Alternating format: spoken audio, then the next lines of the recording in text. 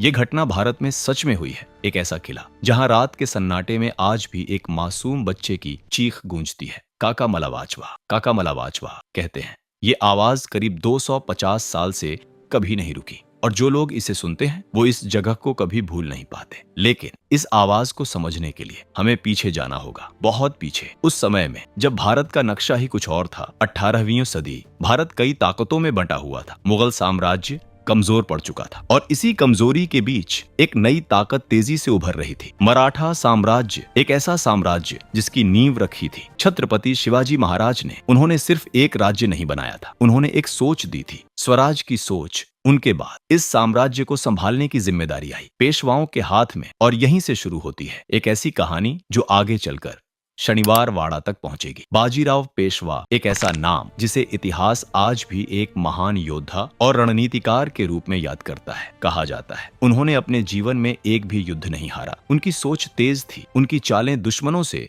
कई कदम आगे। उन्होंने मराठा साम्राज्य को उत्तर भारत तक फैला दिया, दिल्ली तक अपनी ताकत का एहसास करवा दिया। लेकिन हर बड़ी ताकत के साथ आती है जिम्मेदारी और बाजीराव को एक ऐसे केंद्र की जरूरत थी जहां से वो पूरे साम्राज्य को नियंत्रित कर सके। उन्होंने चुना पुणे। उस समय पुणे एक उभरता हुआ शहर था और यहीं पर उन्होंने एक ऐसा महल बनवाने का फैसला किया जो सिर्फ एक घर नहीं होगा बल्कि मराठा साम्राज्य का दिल होगा। साल 1732 शनिवार के दिन इस महल की नींव रखी गई और इसी वजह से इसका नाम पड़ा शनिवार वाड़ा। धीरे धीरे ये महल तैयार हुआ। ऊंची दीवारें, भव्य दरवाजे, अंदर के विशाल आंगन, यहाँ हर चीज एक संदेश देती थी, ताकत का, सत्ता का और नियंत्रण का। दिन के समय यहाँ सैकड़ों लोग रहते थे, यहाँ फैसले लिए जाते थे, युद्ध की योजनाएं बनती थीं और दूर दूर तक फैले मराठा साम्राज्य को नियंत्रित किया जाता था। बाजीराव पेशवा की मृत्यु के बाद सत्ता उनके उत्तराधिकारियों के हाथ में आई और यहीं से शुरू हुआ एक ऐसा दौर जहां रिश्ते राजनीति के नीचे दबने लगे, परिवार के अंदर ही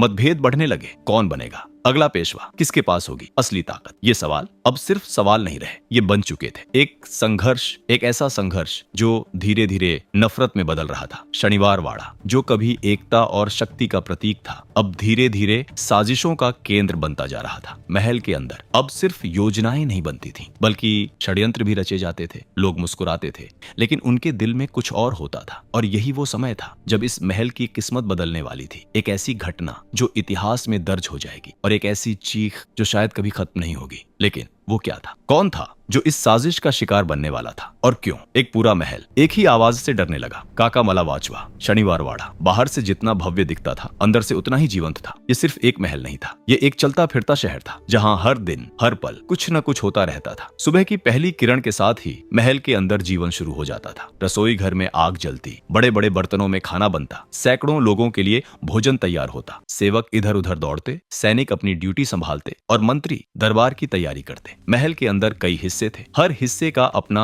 अलग काम था। एक हिस्सा जहां राज परिवार रहता था, शांत, सुरक्षित और बाकी दुनिया से अलग। दूसरा हिस्सा जहां दरबार लगता था, वहीं जहां बड़े फैसले लिए जाते थे, जहां एक शब्द किसी की जिंदगी बदल सकता था। दरबार का माहौल बहुत अलग होता था। ऊंचे सिंहासन पर बैठा पेशवा, नीचे खड़े मंत्री, चारों तरफ सन्नाटा।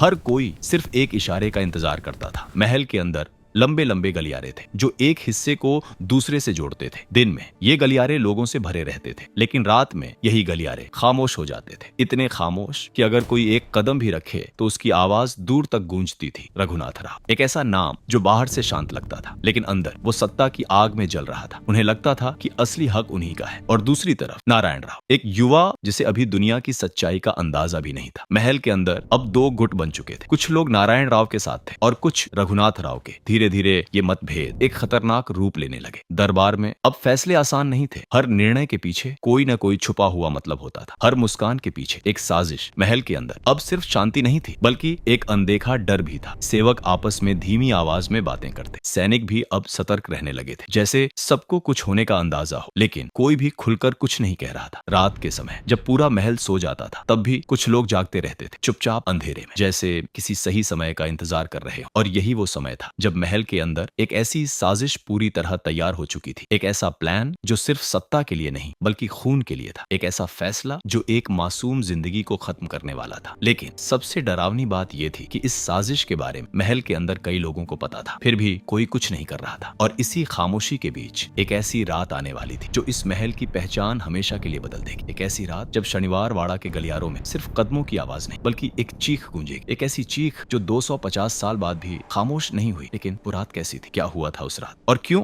एक पूरा महल आज भी उस आवाज से डरता है। जो महल कभी शक्ति और एकता का प्रतीक था, अब धीरे धीरे सत्ता की राजनीति का खेल बन चुका था। ऊपर से सब कुछ सामान्य दिखता था, दरबार लगता था, फैसले होते थे, लोग मुस्कुराते थे। नारायण राव अब पेशवा थे, लेकिन उनकी उम्र कम थी और अनुभव भी।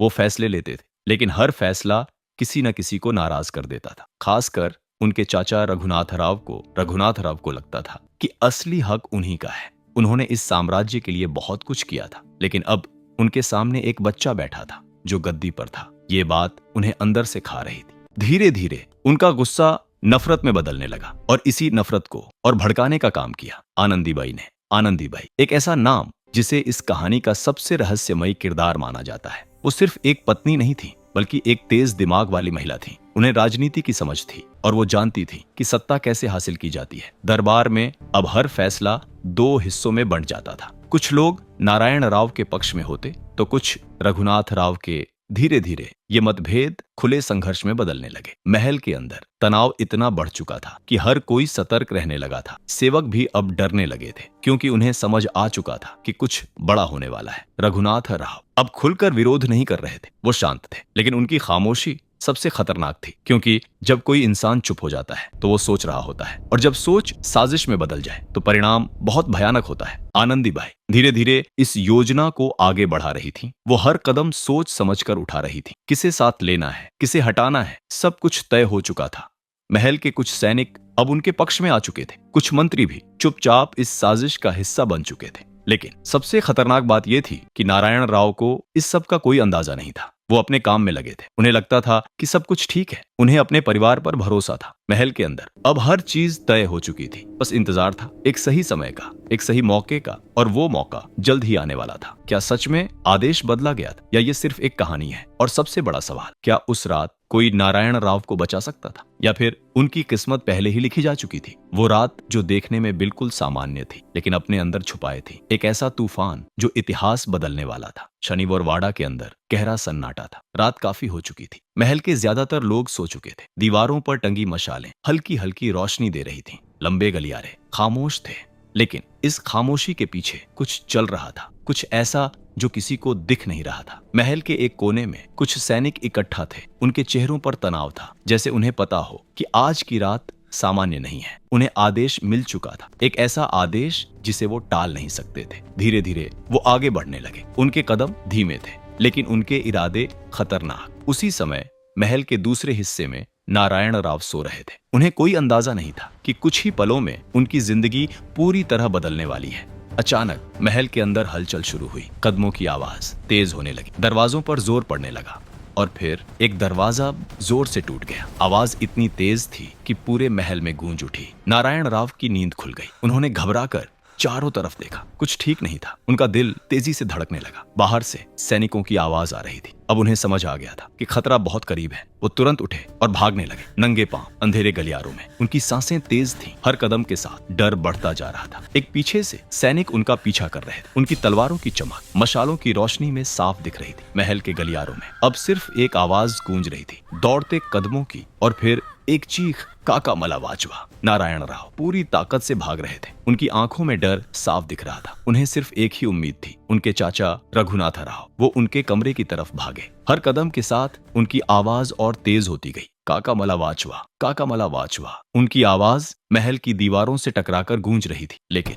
कोई जवाब नहीं आया। वो दरवाजे तक पहुंचे, जोर जोर से खटखटाया, लेकिन दरवाजा नहीं खुला। अंदर रघुनाथ राव मौजूद थे। उन्होंने सब कुछ सुना, हर चीख, हर पुकार, लेकिन उन्होंने दरवाजा नहीं खोला। बाहर एक मासूम बच्चा अपनी जान के लिए भीख मांग रहा था, और अंदर एक इंसान सत्ता के लिए चुप बैठा था। कुछ ही पलों में सैनिक वहां पहुंच गए। उन्होंने नारायण राव को पकड़ लिया। वो छूटने की कोशिश कर रहे थे, चिल्ला रहे थे, काका मलावाचवा, लेकिन अब बहुत देर हो चुकी थी। उनकी आवाज धीरे धीरे कम होती गई और फिर सब कुछ खामोश हो गया। उस रात शनिवार वाड़ा की दीवारों ने एक ऐसी चीख सुनी जो कभी खत्म नहीं होगी। सैनिक वहां से चले गए। महल फिर से शांत हो गया, लेकिन वो शांति अब पहले जैसी नहीं थी। वो सन्नाटा अब डरावना था, जैसे कुछ बहुत गलत हो चुका हो। सुबह हुई, महल के अंदर सब कुछ सामान्य दिख रहा था, लेकिन अंदर ही अंदर सब बदल चुका था। एक मासूम राजा अब इस दुनिया में नहीं था और पीछे रह गई थी उसकी आखिरी चीख, काका मलावाचवा। लेकिन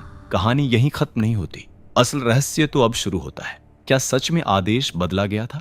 क्या आनंदीबाई ने सब कुछ प्लान किया था, या फिर ये सब सिर्फ एक कहानी है? और सबसे बड़ा सवाल, क्या उस रात जो हुआ वो आज भी इस महल में जिंदा है? क्योंकि लोग कहते हैं कि उस रात की चीख आज भी सुनाई देती है।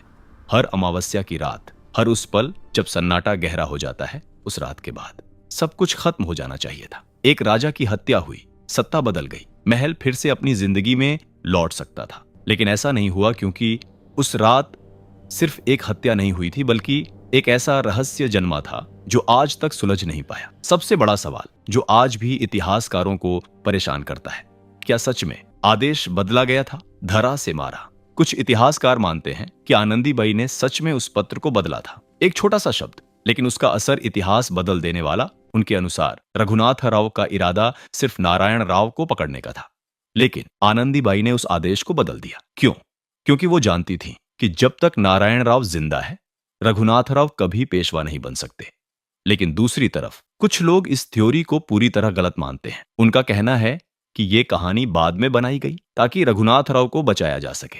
यानी असल में आदेश शुरू से ही मारा था और पूरा प्लान पहले से ही तय था। अब सवाल ये उठता है, अगर सच में आदेश बदला गया था तो क्या रघुनाथ राव को इसका पता नहीं चला? क्या वो इतने भोले थे, या फिर उन्होंने जानबूझकर अनदेखा किया? इतिहास इस सवाल का साफ जवाब नहीं देता, लेकिन एक और थ्योरी भी है। कुछ लोग कहते हैं कि ये सब एक राजनीतिक खेल था जिसमें सच को छुपा दिया गया, क्योंकि उस समय सत्ता सबसे बड़ी चीज थी और जो सत्ता में था वही सच तय करता था। इसलिए हो सकता है हमें जो कहानी बताई गई है वो पूरी तरह सच ना हो, लेकिन चाहे जो भी सच हो, एक बात साफ है, उस रात एक मासूम की जान गई और उसकी आखिरी चीख इतिहास में दर्ज हो गई। लेकिन रहस्य यहीं खत्म नहीं होता, क्योंकि असली सवाल ये नहीं है कि हत्या कैसे हुई, बल्कि ये है, क्या उस रात की घटना आज भी इस महल में मौजूद है? क्योंकि कई लोग दावा करते हैं कि उन्होंने उस आवाज को सुना है, काका मलावाचवा। अब ये सिर्फ इतिहास नहीं रहा, ये बन चुका है एक रहस्य, एक ऐसा रहस्य जो समय के साथ और गहरा होता जा रहा है।